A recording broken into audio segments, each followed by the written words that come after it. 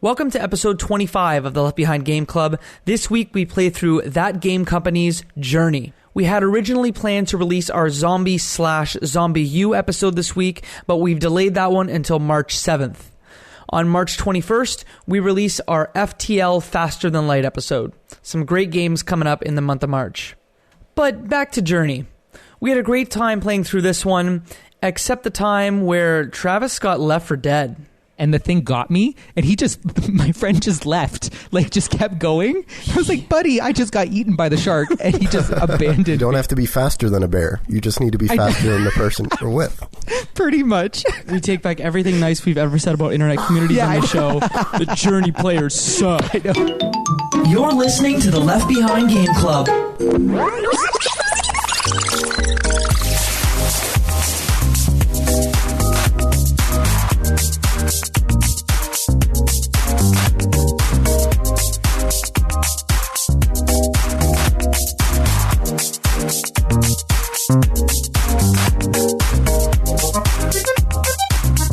Welcome to the Left Behind Game Club, our never-ending attempt to make sure that no game is left behind. I'm your host, McCourt, and today I have two friends. One's about to die. The one that's about to die is Michael Ruffolo. Hi, I'm excited to talk about a fantastic game. Mm-hmm. Are you feeling good? I feel like death, the destroyer of worlds. Just so y'all know, Mike is in quarantine in his own room because he has strep throat and he's not allowed to be near us. I'm the bubble boy. And our second friend today is Travis Colenutt, who's back again for another episode. Hi, I'm healthy. Yes, you are. Travis was on our Luigi's Mansion. He was on our Luigi's Mansion episode a little while ago. Mm-hmm. He's back on this one, and you may hear him in the very near future. Very near future. You may hear him in the very near future. Today we're here to talk about Journey. That is a video game. Yeah. Is it? Oh yeah, you know what? Maybe you're right. We'll get into those existential questions in a second. This game was developed by Thatgamecompany, Jenova Chen and Kelly Santiago. Mike, do you know a lot about this game? I'm going to put you on the spot. I know you're sick, but So this game, I think, came out in 2012. It was a PlayStation 3 exclusive, and it won a lot of awards. When it came out, it took up most of the air in the room in terms of discussion because it's a game unlike many others. It's so incredibly stylish. It's very quick to get through, and it's got an interesting co-op mechanic or co-op hook. It absolutely does. The company is Thatgamecompany. They signed a 3-game deal with Sony back many years ago. Their first game was Flow. It was a Flash game originally. Then they made it into a PS3 game. It also came out on Vita. Then they made Flower. And then their third game was Journey. Kelly Santiago was the president of the company. She went on to go to Ouya and then to Google. And then Jenova Chen is now working on a new title called Sky, which is supposed to come out in the month of March, exclusively first for iOS devices. That's cool. So we'll start with you, Mike. What's your experience with this game? So I had not played this game before, despite owning a PS3 at the time. And I'm instantly regretting that, having played it for this episode. I heard a great deal about it when it came out.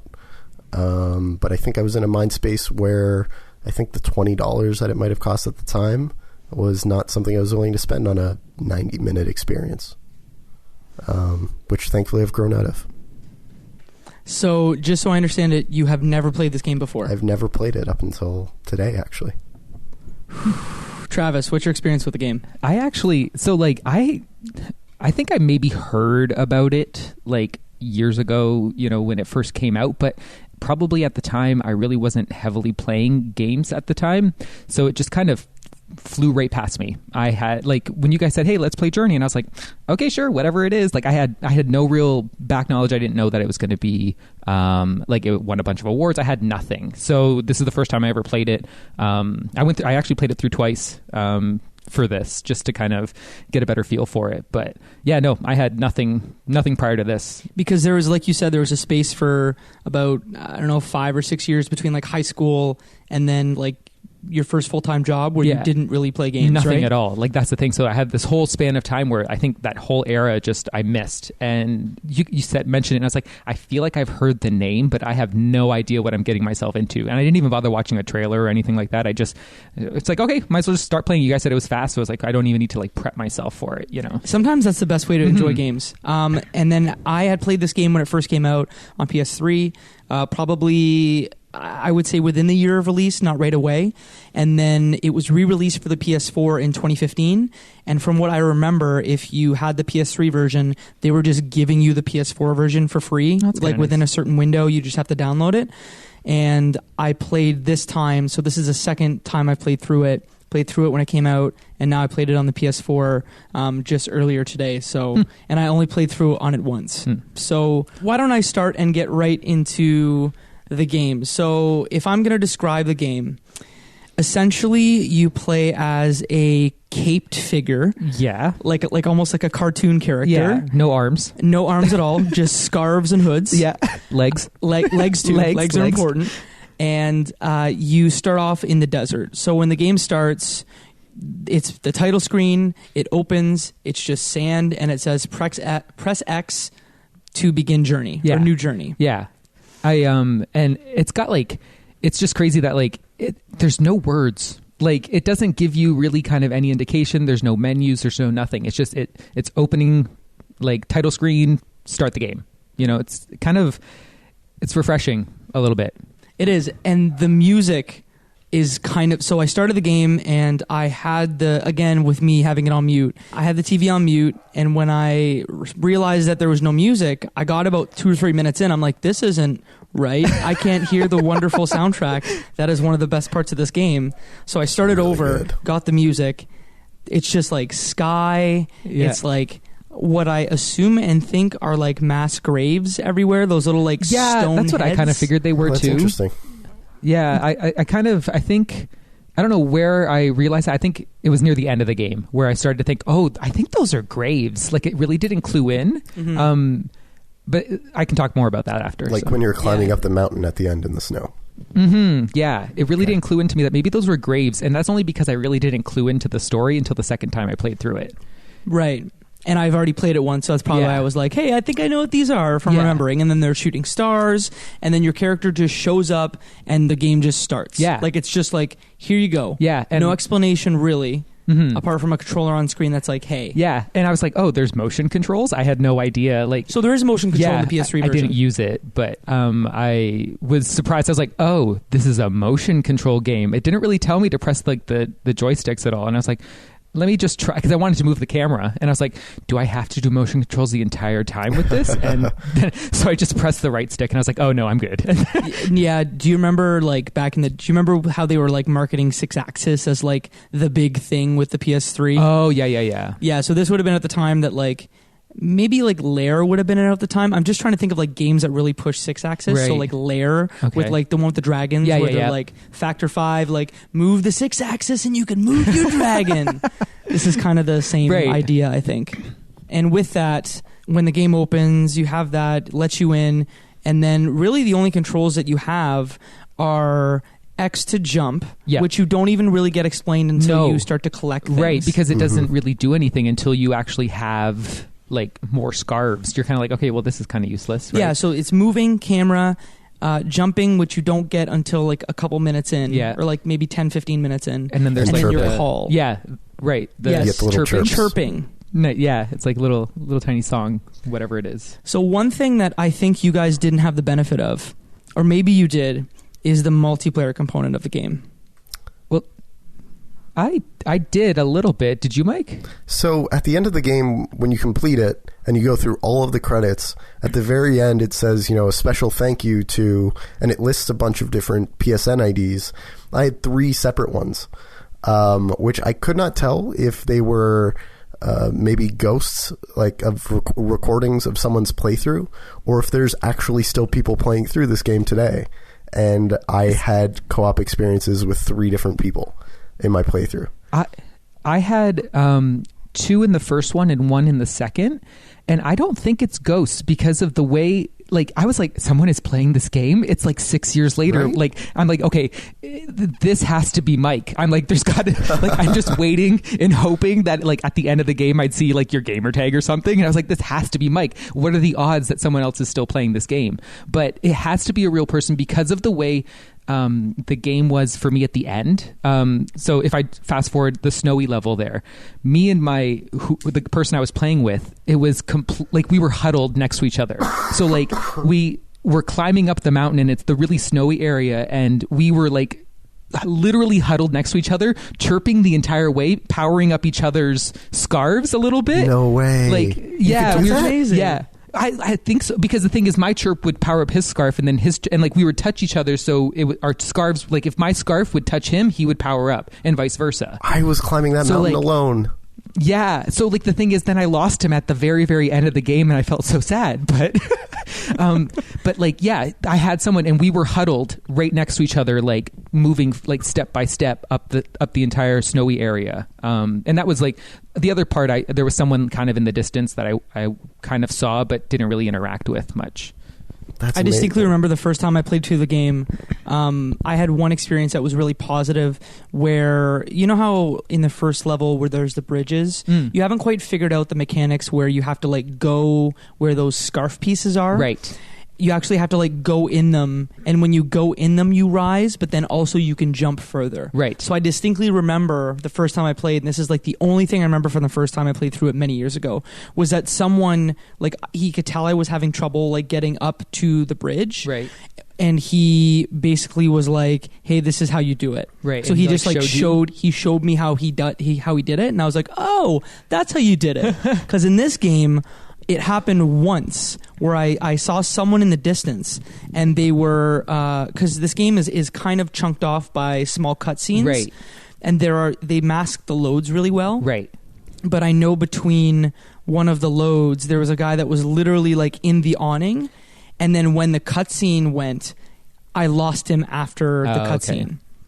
Okay. So in this playthrough, it sucks because that's one of the coolest parts of this game, and like you're probably not going to get to experience it as much as you would have when the game first came out. Like when the game first came out, how many people could you play with? Was it just one at a time, or was it like you could have multiple, like tons of people on screen at the same time? My understanding from back in the day was that you could have multiple instances, but my thought was it was all instanced. So like there would be someone next to you and they might disappear. Oh, okay. And then someone else a little later might come in. So it's not like That's you're playing with like 5 other people. Okay. So this is like you're only ever going to see one other character on screen with you at a time. Yeah. Kind of thing. Gotcha. That was my understanding of it. Okay. And Mike, did you have anyone else that was with you or no? So at the end of the game, I saw 3 different names in the credits. I only really noticed someone in the first section where you're figuring out those ribbon sections. But aside from that, I did not see or notice anyone else. I played the rest of the game on my own, just powering through. Okay. So I guess what we should do here is probably go through and talk about the different parts of the game. Mm-hmm. So we talked about the first section. What we didn't talk about is kind of the bridge section, because that's really the first part after the initial section. And that took me a little bit to figure out, because like, so when you first enter that area, I thought, okay, can I make it to this bridge in one jump? And I was like, and I tried my hardest to like get across as far as I could, and then I was like, oh crap, I have no idea what I'm doing now. And it took a little bit of time for me. Like that was that first area took me a bit of time, but then once I figured it out, and once I figured out like the mechanics of the game, I felt like every other puzzle was really, really, really fast. Like, yeah. I mean, I don't think I don't think it's meant to be extra challenging, you know what I mean? But I think that's the only thing I might say about the game is I kind of wish I was like, there was more, I don't know, platforming, more challenge to it? More challenge. I didn't have to be challenging, but I think maybe just more, like, I guess maybe it just wasn't long enough. I don't know. But I think once I got that first bridge, I was like, okay, I get the gist of how this is going to work for the rest of the game. But then the rest of the game was literally only like another hour. And I was like, oh, it took me that long just to kind of figure it out. And then the rest I just kind of flew through, right? Mm-hmm. So I think I think I just wanted more, you know? Right. Like more game. Right. And it's so expertly crafted, the whole game. Mm-hmm. Like it's hard to not want more of it. Right, exactly. I think we've done a disservice because we haven't talked about the aesthetic yet. And it's so visually gripping. That's a great point. Yeah. Why don't you tell us what you love about the aesthetic first? So one, everything in the world is clean and simple, and straightforward. So much of the world takes place in a desert, but as your character walks through it, you see the clouds of dust and of sand parting as you walk through it. Your character looks sort of like a cross between an owl and a Bedouin crossing through the desert. Most of the architecture in the world looks vaguely like Spanish Islamic in its like style. Gives me, I don't know, evokes kind of what I expect Morocco to look like. And it had just a fantastic look. The color scheme, the game is very good at transitioning between color schemes, I think, depending on the theme of the section you're in. So early on in the game, it's very bright and orange and red. And then as you move on, it becomes darker reds, and then it becomes dark blues and dark purples. And then you get towards the end of the game, and it goes from very dark colors to gray to white. And so much of the color shift in the game has a lot to do with how I interpreted the arc of the story, whatever story there is that you get out of it. Yeah, I would say my absolute favorite part of the game, and it's the thing that I remember when I talk about Journey, I talk about this particular section, is when you're going and there's this, you're surfing, but you're surfing from a side view, and you're going down the tower. So the thing that I always remember, and this relates to color, is, and I actually tweeted a picture of it because my memory for once didn't fail me. Right. But just how you're going down and you see the sun through the pillars across from you. And I can't think of another game off the top of my head that nails a sunset so perfectly. Color, almost the way it feels. Like I was just like, I can almost feel the heat of this sunset as I see the rays of sun come through the pillars in the desert. Yeah, like I don't think I can even properly describe it. You have to see that scene for it. Like to see it, it's the dark, like the shadows against the pillars, the darkness, but also the browns and the shininess. It's crazy. It's like so perfect. Yeah, it really is. It's probably I think visually the best part of the whole game. I think I really, really liked that whole moment. Where the camera decides to pan a little, like side scrolly a little bit, right? And it's really, really nice. Yeah, to me there are other parts where I go like, hey, this looks really good. So when you're underground and when you see the Guardian for the first time move and you kind of see his light. Don't get me started on that Guardian thing. Good grief. Scared the crap out of me. I mean, bear in mind, like I said when I played Luigi's Mansion, not good with jump scares, right? So like that thing coming out of the ground, I'm like, oh, there's enemies, and like I felt so weak and defenseless, and I didn't know what I was like. They haven't taught me how to like attack anything yet, and so I'm like, there's no way I can fight this. So I'm like, okay, it's pure stealth. And then, that thing destroyed me. For the first playthrough I had, it hit me. I didn't get out of the way. It ripped my scarf apart. And I was like, oh, all of like my little like symbols that I collected to extend. I had a beautiful long scarf, and I was like, and it just destroyed it. Yeah, destroyed it, and I was so sad. And I was like, just get me out of this area. Just get me out of this area. Yeah, I was the same way the first time I played through the game. The second time, I'm like, I remember the enemies here. Just play it slow. That's what I did. But and we'll talk about it later. But the Guardian did get me once, but the wind actually is what got me more and destroyed and shredded more of my scarf. Yeah. Wait, in the the winter, in the Wintory area, the snowy area, that happened. So on my first playthrough too, that happened with me. So I was playing with this other person, and I'm walking with them, and we're huddled next to each other, and the thing that my mind thought it was like a shark. Like for some reason, this whole game, I kept thinking underwater. Like the little pieces of scarf were like schools of fish, and then the ones that were kind of diving were like dolphins, and then the big one was like a whale. I don't know. And there was a jellyfish too. Yes, right? it was very like, it felt very water themed, even though it was in a desert, which doesn't make any sense. But so I'm in like the snowy area where nearing the end where that shark thing pops back up, and we're huddled together and we're going like from from cover to cover.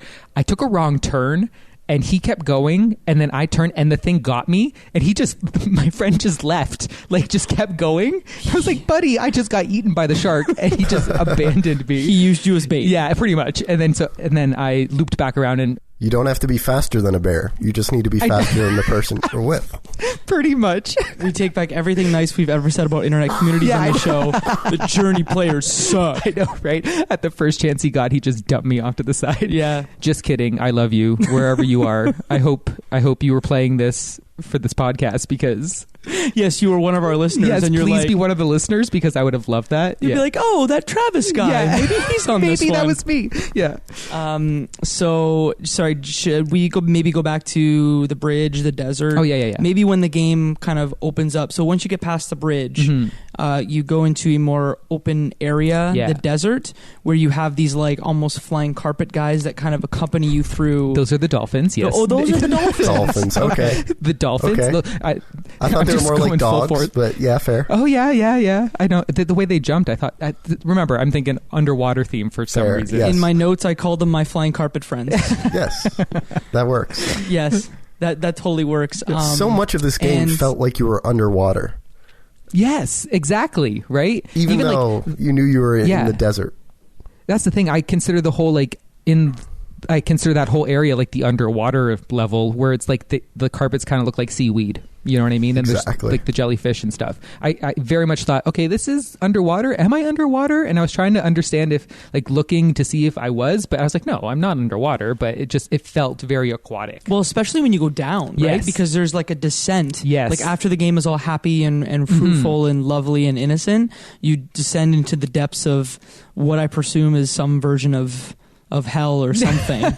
And like you said, the creatures are more aquatic. Yeah. And even at one point, you have to kind of ascend a huge column. Yeah. And almost make the water level in the room exactly, rise. Right? But it's like almost like a foggy sand instead like of water. A sun water. I don't know. Yeah, it's like a weird. sand water. Yeah, exactly. I don't know how to explain it. Yeah, but what I loved is when the game opened up in the desert and you quickly realized that, oh, this isn't a small, like, linear... Well, it is kind of linear, but the way that you explore each section, you can kind of do on your own. So for me, the game crashed, which was a big surprise. And like, weird. I don't want to take away from the game at all, but the game crashed for me when I kind of went into that open area with the desert. And thankfully there are checkpoints, so I didn't go. I went back maybe 5 minutes, but in that desert area, I went to a different side because there are basically like maybe 1 or 2 or 3 paths you can follow. So you can go on the left side, you can go down the center, or you can go like on the right side. Okay. And you can actually collect a different number of those magic carpet guys. So my first playthrough, I collected like 3 of them. And then I went on the right side, and one of the like caches of those little flying carpet dolphin dogs, whatever they are, I collected half a dozen of them. Oh, really? Yeah. I don't think I did anything different both times I played. I think I just kind of made my way straight through, not really thinking about it. And the cool part for me with those dolphin dogs is that I found when you had one of them, they acted differently in like individually and in a pack. Right. They acted differently. Yeah. I don't know if I ever noticed. I think I had the same amount, but I was like constantly trying to call them over. I'm like, hey, I don't have enough scarf left to fly. Please come back. So I'm like chirping at them, like, get over here. And did you find it was easier when there was only one of them? I found it was easier when I had more. Like I was running into more of them, and then one would always come back to kind of loop around me to power me up again. I found if you were going slowly, one would come back and be like, okay, let's keep this moving. Yeah, and like I kept up with them better the second playthrough. The first one I didn't. They kind of like just kept going, and I was like, oh, I'm just on my own here. I'm just going to walk this desert. So, but Yeah. Then the second playthrough, they swarmed around me a little bit. Maybe I was just better at the game, the second time around. So yeah, and then soon after that, you start surfing, right? You start doing the big surf. Yeah, that's when like you pick up speed and you start going through the area. And I was like, oh, like that was the most fun part, I think, for me. Like where like I liked the platforminess at the beginning. I really liked the surfing, the speed in the middle there, and then towards the end it was very slow go because of the snow and the wind and everything, right? So I really, really, really liked the fast moving stuff. Like it was fun, and it was I kept wanting to go through different sections and areas, and I don't know, it was a lot of fun. I liked that area a lot. So this would definitely have to be like my favorite surfing game of all time. It would be up there on the snowboarding side. I mean, Snowboard Kids is pretty good, so is SSX. But oh my god, that it's pretty surfing section made me really want to play SSX. Yes, like SSX Tricky SSX 3, or like exactly. SSX the original, or SSX the remake. Tricky and 3. Okay. I've played nearly every SSX, off topic, but just saying, I love those games. And then you have that section where you kind of go through, you surf down, and there were actually like some almost like pillars that you could like slide through, and it reminded me of the first level of Star Fox 64 with like the little like alcoves you can go through, trying to like get through them. Yeah, exactly. And then there's that surfing scene which we described, going down the tower with the sun. Yeah, and then you end up in the water area. Yeah, then you descend real deep. Yeah, it gets dark. Yeah, the music changes. Music in that surfing section. Yeah. Oh my god. Yes, I know the music in this whole entire game. Like, oh my god. But like, fantastic. I mean, like the whole game. Yeah, the whole game. And how your character's chirps just fit into the music, like every single time. I know, and like it gets deeper and deeper. I found like the later and later, the more you chirp later in the game, it's very deep, and I think that's because the soundtrack changes with it, right? So, yeah. Well, also some people have interpreted that this is and we can talk about this later, but have interpreted that this may be a representation of someone's path through life. That's whole game. Exactly what I thought it was. That's amazing. So like, it would make sense that your voice would get deeper as you go, as you go on. I mean, it didn't really work for me in my case, but yeah, me either. As you can tell by my voice, I am 90 years old. Yeah, and also dying, which is what happens at the end of this game. Which is very, very like apt, because at the end of the game, as you're, on the top of that mountain, struggling to make it there, your chirp is just incredibly faint, and you can barely hear it at all. And like it gets to the point where you're just like nodding your head a little bit. You're not even able to like make any sound. You're like pretty much frozen solid.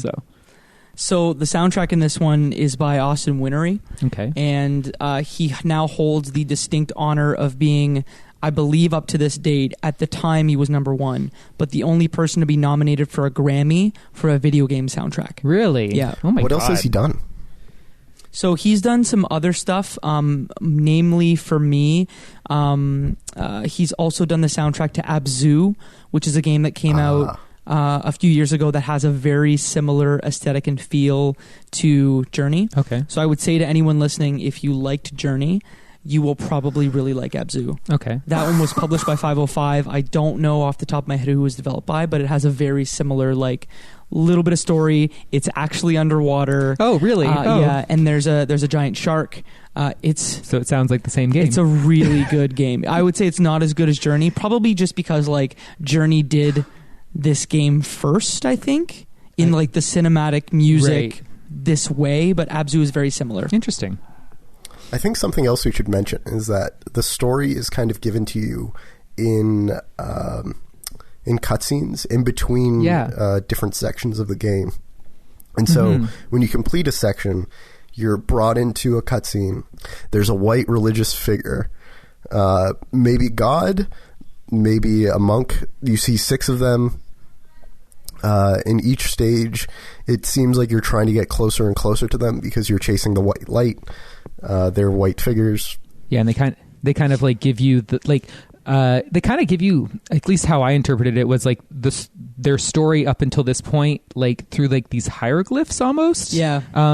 And if you could, so I noticed it really the second time through. The first time through, I didn't really pay attention. But like I think the story that they're presenting is that there's these hooded white figures, and they, you know, I think they were very much in tune with like agriculture and these magic flying carpet things that powered, and then they harnessed that power to power their machines. And then when they ran out of those magic carpets, they started making the evil shark mechanical things. Yep. And then it started war, and then pretty much everything got flooded. That's where you end up underground.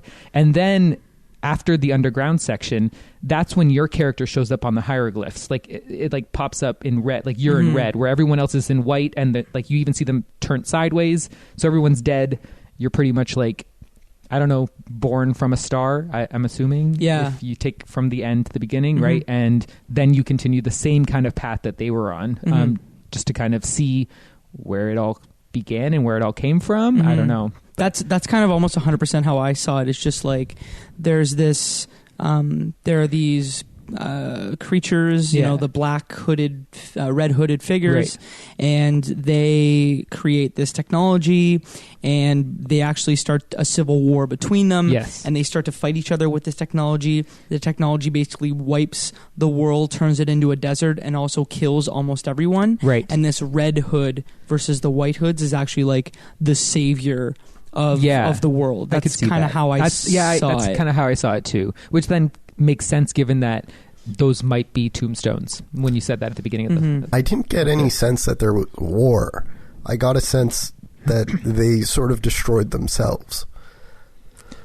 Yeah, like I think I thought war because I think the one hieroglyph flashback thing kind of had them pointing lasers at each other, like they were riding their own sharks and pointing lasers at each other, and then that led to like everyone dying, because then you saw the hieroglyph sideways, and then everything got flooded with sand, you know. So. Yeah, where Mike's interpretation may be more along the lines of like Skynet, like a Terminator Skynet, where they created these creatures, and the creatures ended up being their downfall. Skynet and Journey. Skynet and Journey.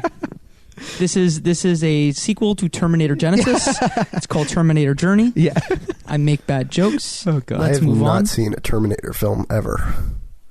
Shut your mouth. I haven't. You know what? I actually can't really think I've seen one all the way through. Shut your mouth. Well, go do some homework.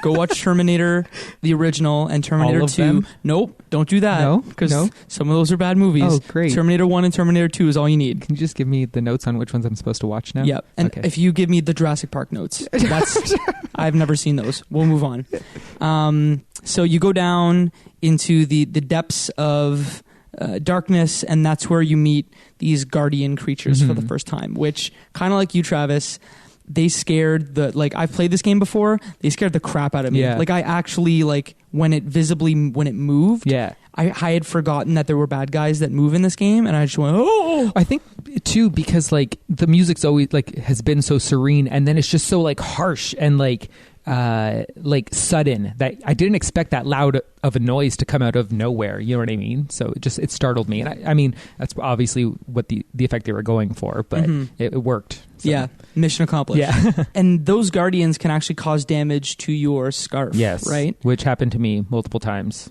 Did it? Yeah, twice at least when they popped up underwater, and then once at the end when I was abandoned by my player friend person when he just threw you to the wolves. So how did you get around it? Because to me, those guardians, in the section under there, you have to hide from them because they have essentially a light beam that tracks their cone of vision. So you just have to dodge around them otherwise. When I actually did get they yanked at my scarf and ripped it, I just ran for it. And I was fine. So it's kind of they give you a little bit of leeway. They don't just keep coming after you. I think once they hit you once and you reach the next little, point where they might move, then you're fine. Yeah. To me, my favorite part within that is when you get to near the end of that section and there's two of them and you're like, oh, it's fine. I'm going to be able to make this. But they very deliberately set it up so that they see you. Yep.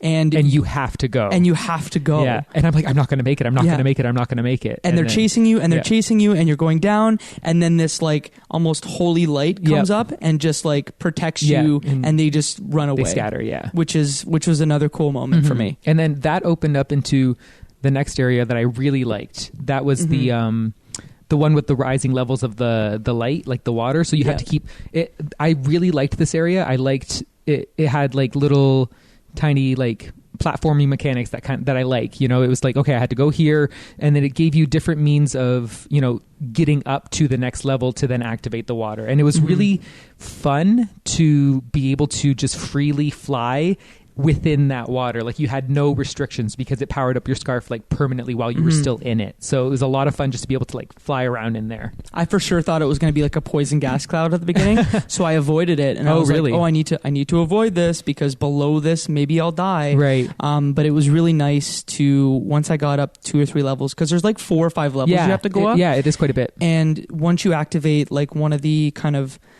glyphs or one of the like the hieroglyphs. Yeah, the hieroglyph like scene images. It's kind of like it's like broken down little like plateaus that have like what's been happening in the story up to that point or something. I don't know. Yeah, Mike had mentioned what he thought the influences were before. I kind of got like halfway between Aztec and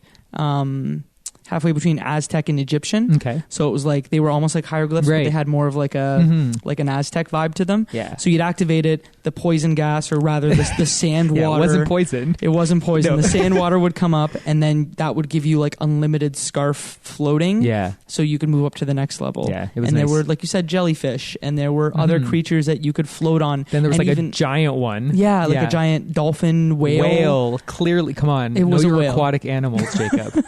It was clearly a whale. It was clearly a whale, and like you got to go on the whale, and like that to me, that was probably my second favorite part of the game. Was I the only one that found similarities between the whale and the Guardian in terms of movement and in terms of size? See, and that's where I thought, because they had used up all of the like scarves and they had like enslaved them more or less, right? Because that's why they were all trapped in the beginning of the game and why you had to free them. It's kind of what I thought you were doing.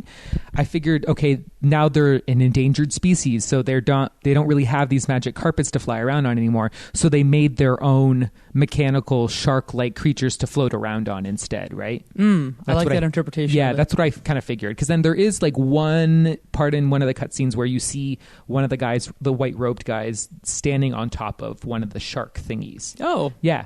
So that's why I kind of figured, okay, they made their own mechanical ones because clearly they used all of the... They've brought these scarves to like being an endangered species, essentially. Mm-hmm. So you climb on your whale friend, you ascend out, and I think right when you kind of ascend out, you get into the snowy area. Yeah. Which, like, I want your take, because this is the first time you've played through it, but was that jarring to you to realize, oh, I'm actually really close to the end of this game? Yeah, I don't think I realized it was going to be, I was very much like, oh, I didn't expect a snowy area, you know what I mean? I thought at the beginning of this game it was all going to be brown and desert. I didn't expect the changes in color that you were talking about, Mike, and it was nice to see that, but I also didn't expect a snowy area. And then I was like, oh, but that logically makes sense. We're trying to get to the top of a mountain. The top of a mountain is snowy. You know, I didn't think about it, but it makes sense. It was surprising. Mm-hmm. And it's like almost the ascent to Everest when you like think of people that are like mountain expeditioners. At the bottom, it's probably not that cold, right. And then they get to the top, and oxygen is hard, and it's hard to survive. Right. Yeah. It also fits very much with the like religious theme of it, right? With things happening on the mountaintop. You know, in many religions, on the mountain is where you come to God.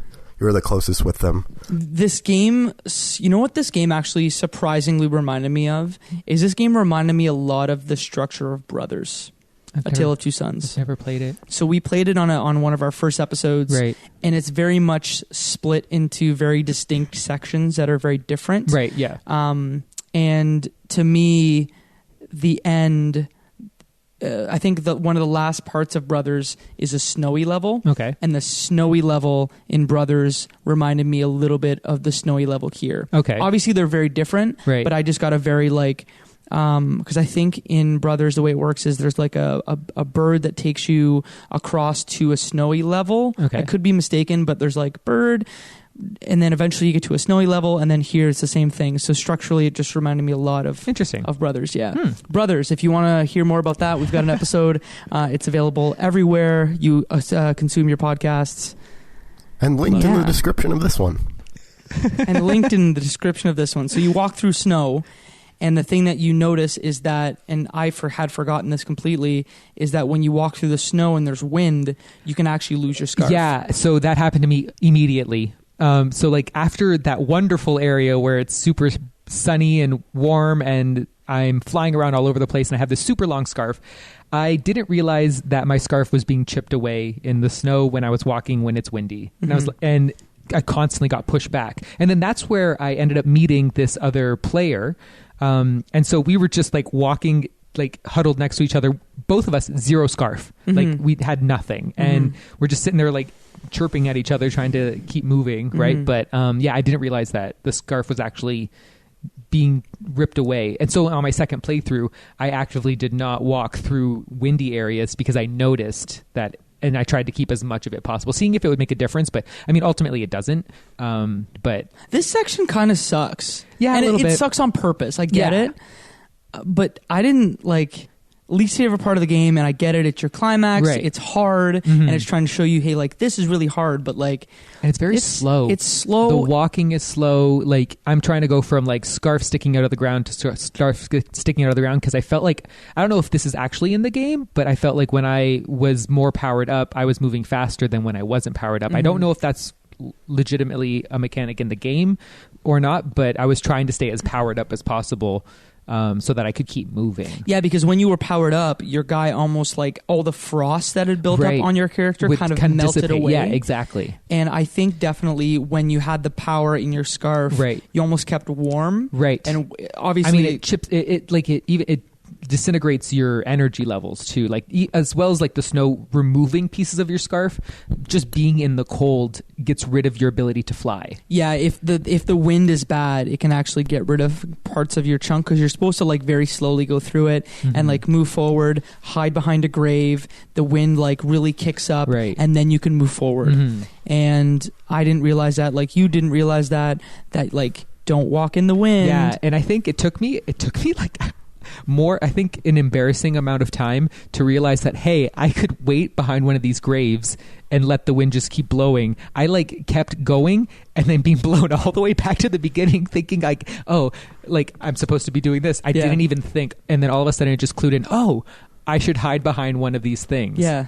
My timing's just got to be perfect. Yeah, and exactly. I can get through it. Right, and I didn't think, like, what am I doing, right? But then I guess I don't feel too bad because the person I was playing with also didn't do it and didn't stop to hide behind a grave until I stopped to hide behind a grave. So yeah, that was definitely like, I think, like, look, I said it sucks, but I'm not. It's intentional. It's 100% deliberately paced to be that way. So I'm just like, I totally understand.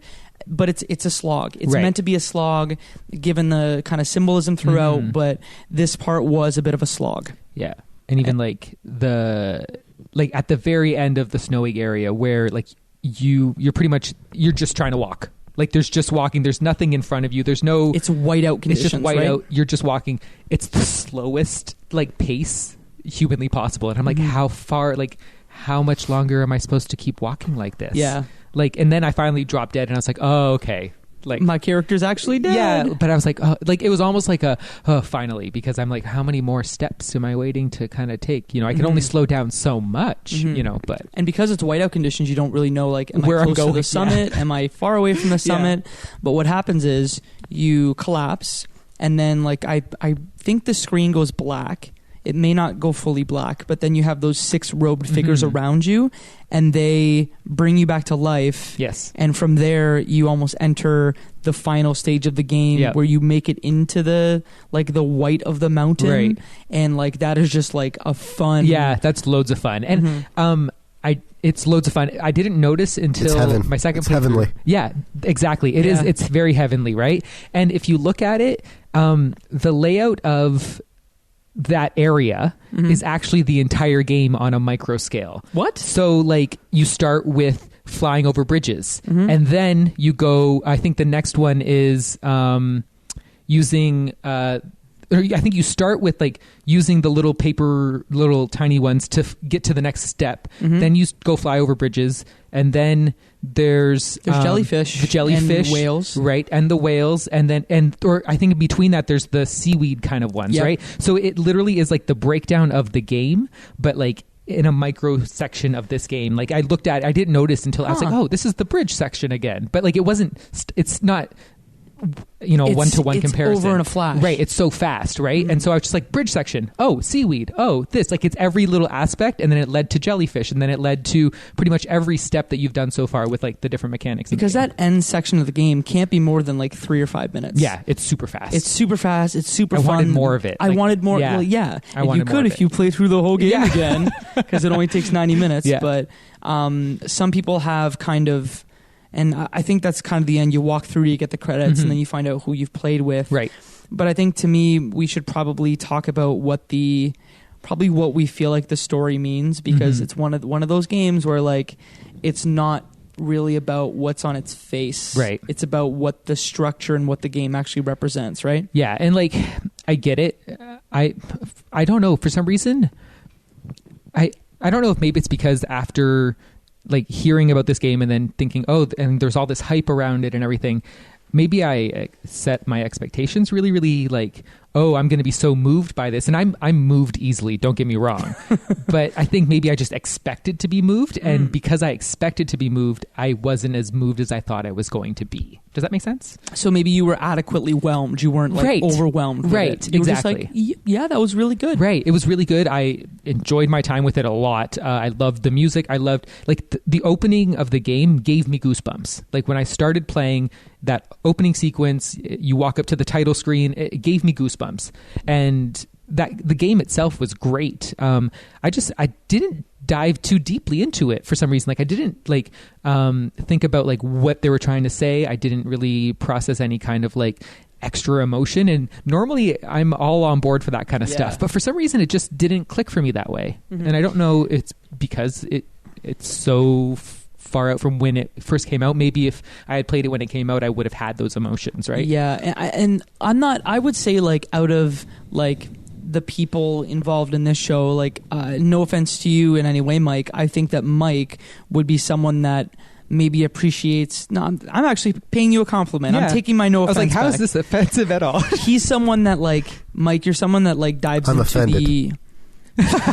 you dive into the inner workings of a story more than I would. So I would say like out of the three kind of, me, Mo, and Mike, I would probably be in the middle where like, depending on the game, I could dive in deep. So like for BioShock, which is one of my favorite games of all time, maybe one that we'll play eventually, like I will dive deep into the lore. With this game, I kind of dove into it, but I would assume that Mike would be someone that would dive further into it. Right. So my interpretation of it was simply like, when you look at the different sections of the game, you start out in a very small section where the bridges are. So like that is almost like the innocence and the small worldedness of being a kid. Right. And then from there, like it's still wonderful as a kid, but your world gets bigger. Right. Then you kind of descend into, adulthood, which, is hard and is sometimes dark. Right. And like there are people that just want to knock you down. And sharks want to eat you. Sharks want to eat you. Yep. Potentially sometimes in real life. And then you get to the snow part of the game, which is like you as a kind of elderly person, where things are even harder and you move slower. Right. And that makes sense. Then kind of the last piece is kind of talking from a non-denominational standpoint. If you believe in religion, that part would be like, hey, I'm going to ascend to the afterlife. Exactly. And then depending on what type of religion that you observe, even reincarnation kind of comes in too. Definitely they played the whole reincarnation thing too, because you're a star that then goes back to the beginning and literally you can start the game over again. And to me the story was very like classic in nature. Right. Like it was very just like, okay, man creates evil, evil destroys man. Yep. Savior comes. That's kind of what pretty much how I took the story. Yeah, that's the thing. There wasn't too much if you actually are looking just at like the story of the game itself, maybe not what it's trying to say, but the story of it was a very basic story, right? Like, and I mean, I didn't really pay attention to it the first time around, but the second game playthrough, I was definitely like, oh, I actually get this little story that they're telling here, So, and that was kind of like that game company, their thing, at least with their first three games with Flow, Flower, and Journey, is all they want to do is just to provoke an emotional response. Right. That's all they want to do. Right. And so I think if that's what Jenova Chen and company want to accomplish. Jenova Chen is the game designer, or I think that's his title, producer, executive producer. He's the guy in charge he's the lead. Thank you. He's the lead.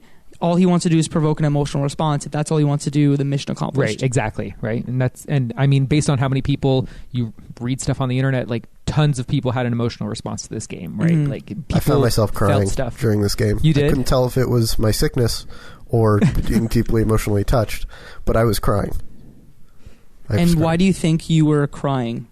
Like, why? What caused you to do that? Do you think it was just because like how beautifully it ended, or because like maybe you kind of tied in your life to it a little bit, or just because you're delirious and on cough medicine? I think it's because I'm high as a kite on cough medicine. And the drop of a hat could make me cry. This reminded me a lot of... So you pack an emotional punch of a narrative with a visually stunning game. Mm-hmm. And of course I will be a ball of tears curled up on the floor. Mm-hmm. It reminded me a lot of Life of Pi, like the movie. Oh, okay, yeah. Just in like colors and water and companions and the journey. Like that's... Yeah, exactly. The journey. Oh, name drop. But that's kind of what I like would compare this to. Mm-hmm. It's beautiful. It sounds great. Right.